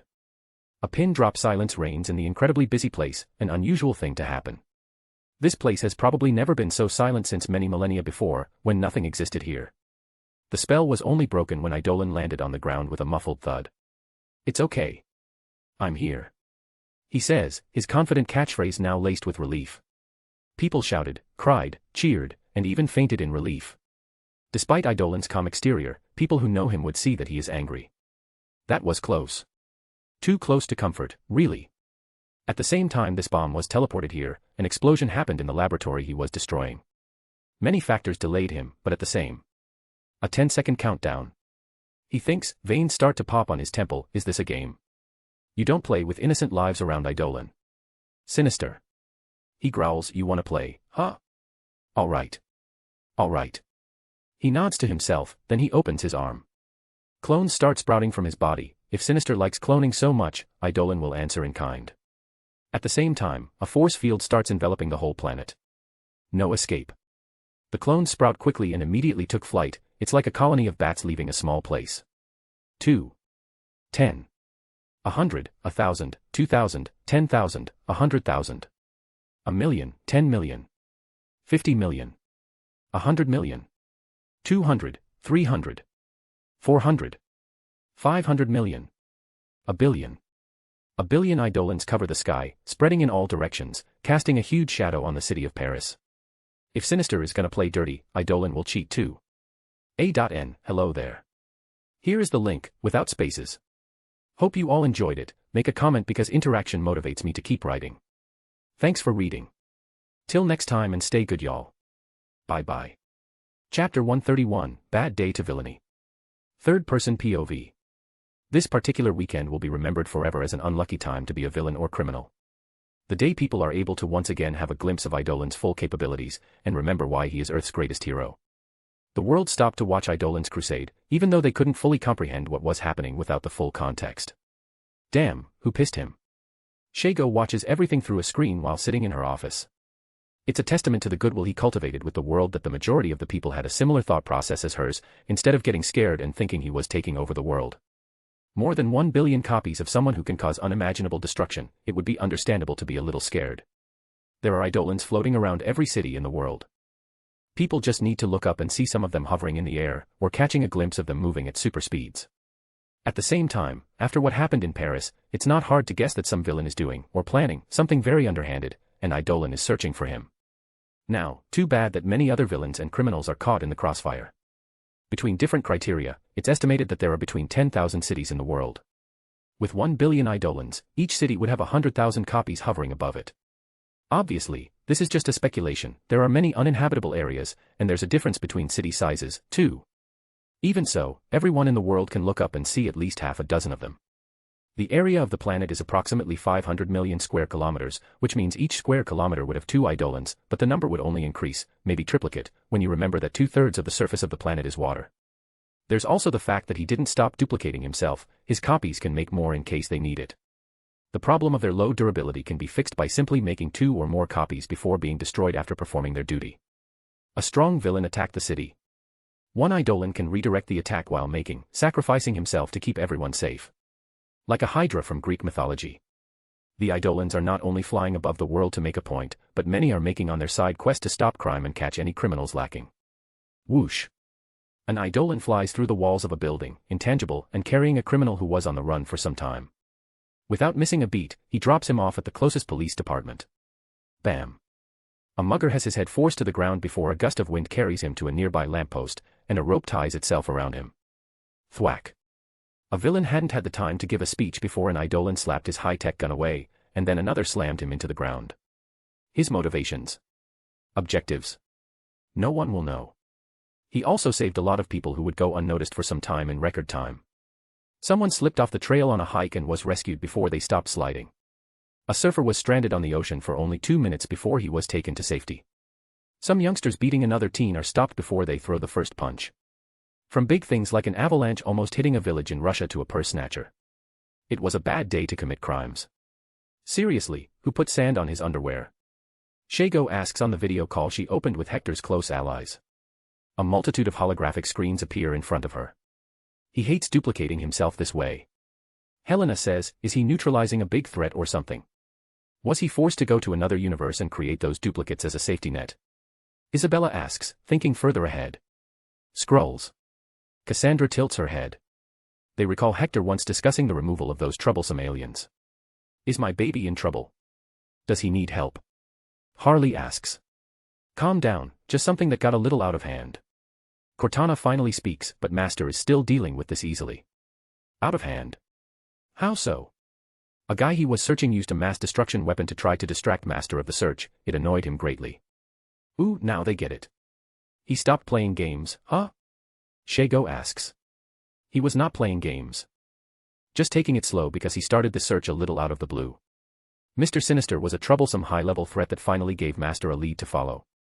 He jumped on it to see how far he could go before the villain cut his tail and went hiding. But the guy decided to put innocent lives at risk to get back at him. Smart. Helena comments sarcastically. I don't think it was some petty revenge.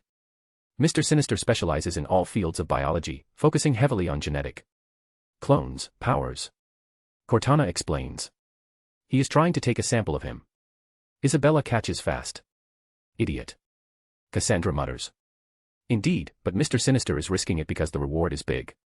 Cortana nods. It's basically a cat and mouse game where the mouse is searching for an opening to bite the cat back and draw a drop of blood. Doesn't he have like 54 contingencies against this? Shago asks with a chuckle. Yes, but the world doesn't know it. Cortana shrugs. From blood that evaporates to his hair being synthetic, all orifices are covered, and his skin doesn't shed. No one can take a sample of Hector by being sneaky. Most would not be able to do it in any circumstance. But does he need help? Seiko finally asks, a little eager for a good fight. It takes an extra second for Cortana to answer, possibly checking on Hector himself. No, he got this. She answers for him while Seiko almost pouts. On the Avengers Tower, at the same time Paris almost disappeared from the map, the Eidolon wearing the mantle paused, looked away, before turning back to Bruce Banner. I'm happy that you agreed, Bruce. Well. I guess one session would not hurt. The scientist sighs, it would at least give me ammunition to say, I told you. Eidolon chuckles slightly, his mind somewhere, I'm sure you will be surprised. Sorry, but I need to go.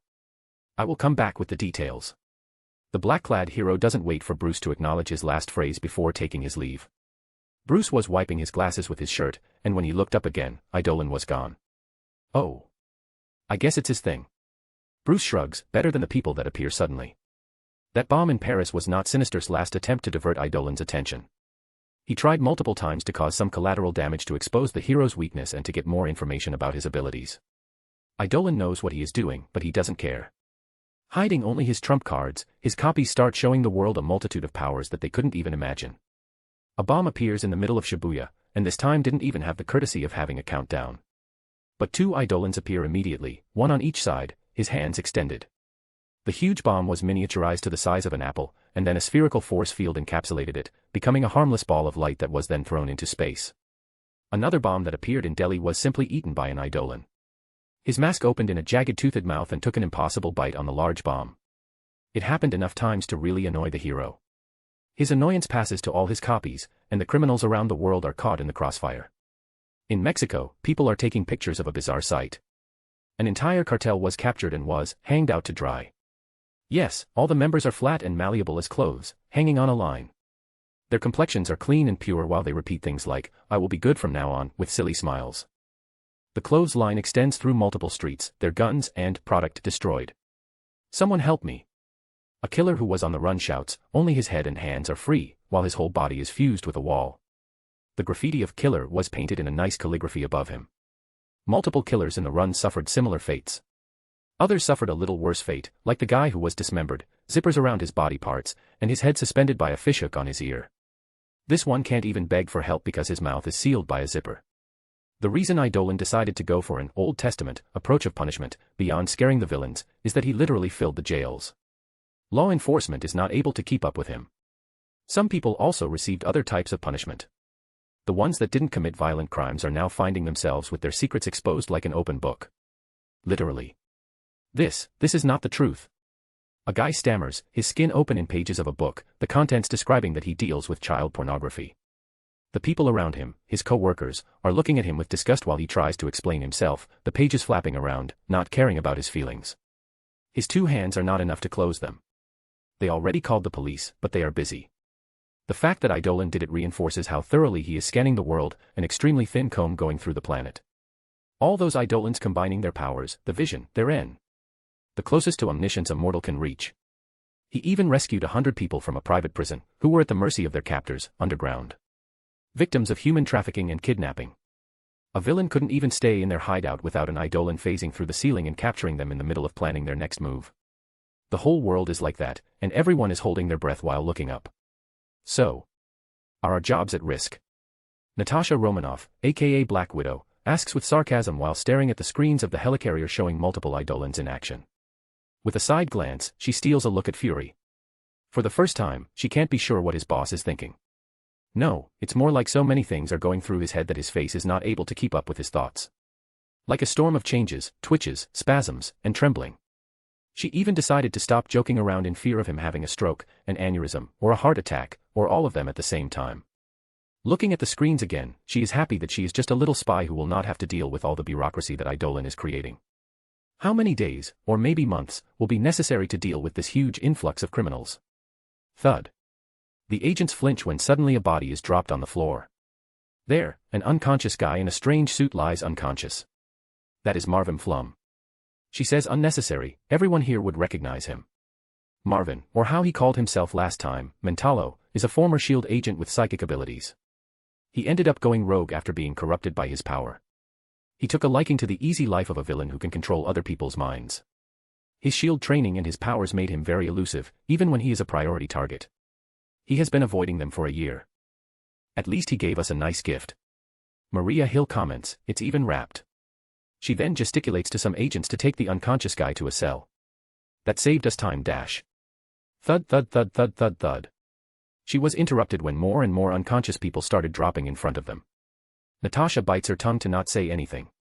The storm of emotions is still having a battle on Fury's face. He should be happy this is happening, but at the same time, he is a control freak. And things got out of control already. Now they are forced to dance to Eidolon's tune, the hero decides the rhythm. Just take all of them away. And keep them sedated till next order without caring about their threat level. Fury commands, and the agents scurry to obey. We lost 3 bases.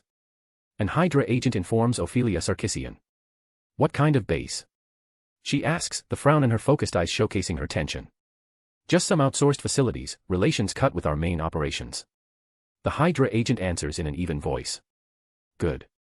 She nods, a little relieved, cut all activities of our main facilities. All of them. And go full camouflage too, divert all the resources to stay hidden. She ordered in a strong voice. For how long? One agent asks. For as long as that damned hero plays as our fucking god. She shouts angrily, it doesn't matter how much we lost. Stay low. The agents and operatives visibly shrank at her tone. Ophelia harumphs and turns on her heels, not bothering to look at them anymore. Useless bunch. If only everyone were half as capable as Lord Draken. She says in her mind. The last stunt pulled by Eidolon ruined her mood completely. They are on the edge of being caught by him, it can happen at any moment, and then their biggest advantage will be gone just like that. The world can't know Hydra exists just yet. The time to reveal themselves is far away, it needs to be at the right moment, when they can emerge as the saviors of the world, to establish a new order. With the actual public opinion of the heroes, with the worship of the masses, and the prejudice they would have against them. Hydra would become public enemy number 1, even if they didn't find any proof of crimes committed by them in the last decades. Eidolon would only need to look at them and say they are plotting something, and everyone would believe him. It would be true, obviously, but he would not even need proof. The governments would unite with him against them, maybe even other villains. Everything is on the brink of collapse just because someone spat on his face. She grits her teeth, if I had 1 minute with the responsible. It's almost funny that she hates the one who pushed Eidolon to do this more than the hero himself. She obviously would kill and dissect the hero if given the chance, but right now her anger is mostly directed at Mr. Sinister, even though she doesn't know him. It's a confirmation of how far Eidolon's reputation goes. Most of the criminals and villains treat the hero as a natural disaster, impossible to predict or prevent, they can only try to avoid him. Some think Eidolon is useful, keeping the planet safe for now, till they can act on their plans of world domination or whatever. He is a problem for the future. Unfortunately, he is a problem now. Ophelia finally arrives at her destination, Lord Draken's quarters. Without knocking or announcing herself, she simply marches inside, only to see the Power Ranger relaxing on a reclining chair. The sight grates on her already annoyed nerves. "Oh, green snake Nazi lady, you may enter," he says sarcastically while she looms over him with an unfriendly face. "Do you even know what is happening outside?" Ophelia asks, her face dark. "Yes. Justice is being delivered," he says simply. "You don't look worried," she comments sarcastically. "Why should I?" He only stares at her through his red visor, acting innocent. Ophelia holds back a retort. "Some battles are not worth fighting." "Whatever, I have some coordinates here. I want you to take the two of us there." "To where?" "It's a personal hideout, only I know about it. She killed everyone who helped build it." "Oh, that is a lot of trust you are putting on me," Lord Draken comments with a strange tone. "HMPF, yes, I trust you a lot." "Happy." She gives him a smile, caressing his helmet. The truth is that she knows that Lord Draken doesn't care. She tried to tempt him with everything she could think of: money, sex, power. The guy, for better or worse, only has his twisted sense of justice inside that white helmet of his. So she trusts him, but not in the way she wants him to think. It's like how someone would trust a baby with a wad of cash. He has no interest in it, some unintentional damage is the worst that can happen. "So it will be only the two of us?" Lord Draken asks, "What about Red Serpent Nazi lady and her nest of snakes?" He tilts her head. "They don't need to know where we are going, they can hide by themselves." Ophelia shakes her head dismissively. "And don't you want to spend some time alone with me?" She smiled sultrily, her hand going from his helmet to his neck. "Well, their alliance is getting fragile." "Sorry, but I'm loyal to justice," he declares strongly. She looks at him like he is an idiot. "Whatever, just take us here. We can lay low during Eidolon's rampage." "Fine, I can do that. But don't try anything. My body is pure." He agrees, but not before warning her. Sometimes Ophelia wants to bash open his skull. This is one of those times, it's not helping she is in a bad mood too. "You look angry. Is this your time of the Mon Dash? Just teleport us already." If he were not so strong, she would have strangled him with her whip. There's also an unexpected altercation between someone that Eidolon was avoiding having contact with for now. It happened while he was patrolling around Europe, discovering all of Mr. Sinister's hideouts. An Eidolon was flying above Latveria when he was suddenly attacked by a blast of energy from below. The copy looks down with calm eyes. The green laser, brimming with lightning approaching him in slow motion to his eyes. It seems the great Victor Von Doom takes offense when people fly over his head. That was not the first time that Eidolon flew above Latveria, but the influx is much higher now. He also never entered the country, not because he is scared. But Latveria is such a small, tight dictatorship that he has nothing to do as a hero there. Unless he wants to overthrow it. Despite being a tyrant, Doom keeps his people safe. This Eidolon then calmly raises his hand to meet the attack. One thing about fighting Eidolon is that attacking from great distances is equally ineffective as trying to win a fistfight against him. His reaction time and his arsenal of powers are simply too great to be hit like that. So the attack coming from Doom's castle, a dozen miles away from him, was easily dealt with a wave of his hand. A big portal opens beneath him, and the Karthik attack goes through it. The circular portal, provenient from a power he took from Void in the Incredibles world, has become very unstable but does its job. Miles away, a similar portal appears above Doom's castle, and the same attack gets out of it like a smite from the heavens. Boom 1. But a green force field covers the castle, and the attack was absorbed harmlessly. "I'm a little busy right now," the copy of Eidolon says, not caring if Doom can see or hear him, and continues on his path. No other attack happens, so it seems the two found an understanding, neither of them really wanting to engage in an all-out fight right here and right now. Doom may be thinking that it is beneath him to humor a copy of Eidolon and take it seriously, but at the same time, he couldn't help himself in testing it a little. Eidolon doesn't have the time, but if Doom pressed, he was ready to throw hands. His mood was not that great now. The Eidolon, wearing a mantle, one of the real bodies, was ready to change course and go to Latveria. But thankfully for the world, things didn't escalate, and he continued, finally arriving at his destination. The many Eidolons, little by little, close the net around Mr. Sinister. The hideouts and laboratories that he finds start to appear increasingly important, that even the villain hesitates in simply blowing it in the air. But the resistance increased. Unfortunately for him, his defenses are not Eidolon-proofed. A laboratory filled with clones of Sinister is on high alert. Butchie butchie butchie butchie. The clones explode in mists of gore, instantly dying when dozens of Eidolons invade the place. An overwhelming telepathic attack with your hive mind. An Eidolon chuckles. It would work in any other person. Another Eidolon says, hovering above a still-living clone of Sinister. Probably. Another complete. Beyond the battle in the material plane, there's an all-out psychic war between Sinister and Eidolon. He got his hands on the schematics of the Cerebro. An Eidolon says, his eyes narrowing in concentration because of the strain of the attack. It will be bad if he gets information on the minds of the copies. We are nerfed, after all. Another one says. Just kill yourself if you feel that you are losing. Another scoffs. The problem is when he concentrates thousands of minds in just one of us. The Eidolon, with his eyes narrowed, comments, he is the one receiving the wave of attacks, but it also gives a breach to get information. I think he only has some thousands of clones more. It's expected, cloning is not cheap, he couldn't have stocked that much even if he lived for a century. An Eidolon says. Let's link our minds again.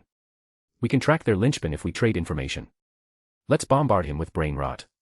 Mental warfare. Who wants to send a random dick pic to him? Send 10 hours of Tio singing Ballin'. He doesn't deserve that, it's good for him. 10 hours of cringe anime rap. The Star Wars sequel. Rickroll him. It will not matter if they know who is the original between us anyway. An Eidolon shrugs his shoulder. Here comes the explosion, guys. One warns. Should we dodge? Nah, we live too much already. Existence is pain. Boom. Mr. Sinister's main laboratories change over time. Never staying in one place for long. Sometimes he is underwater, sometimes in orbit, sometimes inside a volcano, etc. A select number of Marvel fans will also know that Mr. Sinister is not all of Nathaniel Essex. But that is a subject to be addressed in the future. After all, Dr. Stasis, Orbis Stellaris, and even Mother Righteous are out of the board at the moment. Not even Eidolon has this meta-knowledge, but he always feels that there would always be something beyond. Right now, he is not thinking much about the future. He doesn't care if he will kill Sinister or set back his shmees 100 years, the guy has to suffer a little. He has been thinking of himself as untouchable for too long a time. It's time to remember that he is human. The actual main laboratory of Mr. Sinister is an inconspicuous, hidden island, invisible to almost everything. It is not on the map, there are holographic projections around it to hide from view, and an electromagnetic interference field around the whole place. One can't find this island by satellite, boat, or even by accident. It's almost entirely cut off from the rest of the world. Mr. Sinister uses a layered teleportation method to move in and out of it. His clones, of course. He never leaves in body. To reach this place, or even to acquire its coordinates, one needs to reach another hideout. A place heavily guarded by Sinister clones, machinery, and his group of mercenaries, the Marauders. And this place was just invaded by 3 Eidolons that are already face-to-face with the group of metas that does Mr. Sinister's bidding. North of Europe, a place close to where Norway, Finland, and Sweden meet. Behind the mountains that one would be able to see from the 3-country cairn, exists the base of operations of the Marauders. Amidst the mountains, the hidden base lost its camouflage, buildings are already half destroyed, clone bodies torn, and any defense mechanisms are shattered. Basically, only the Marauders are standing, facing the 3 Eidolon hovering above them in different poses, all looking unbothered in different ways. Those clones should be weaker, right? Cecilia Reyes, a brown-skinned meta, says while gulping, we should be able to win. Despite trying to look confident, she can't because of her trembling voice. We can only try. The famous Gambit rolls a card between his fingers, trying to relax. Yeah, it's possible. Mastermind, a middle-aged man, stays close to his daughter, and even if he says that, he is already planning to escape with his daughter using his illusion powers in the chaos. Stop pussyfooting around him, you bithses. Marco Delgado, a very muscular bald man, shouts, crashing a big fist on the hand to hype himself, we will discover when we fight. Flap. The hype is short-lived. The sound is accompanied by the slow descent of a newcomer, not really new because he was already there. Another Eidolon appeared. But this one is wearing his famous mantle.